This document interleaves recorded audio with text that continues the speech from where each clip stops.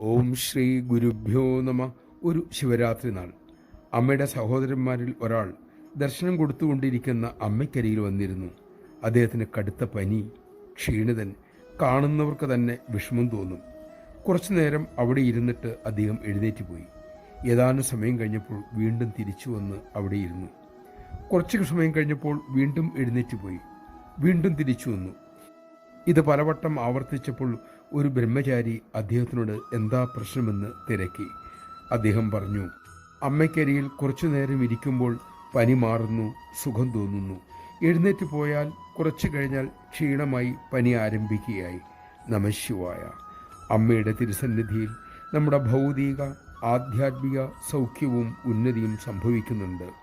അഗ്നിയിൽ നിന്ന് ഒരേ സമയം ചൂടും പ്രകാശവും ലഭിക്കും പോലെ അമ്മയിൽ നിന്ന് നമുക്ക് വേണ്ടതെല്ലാം ഒരേ സമയം ലഭിക്കുന്നു.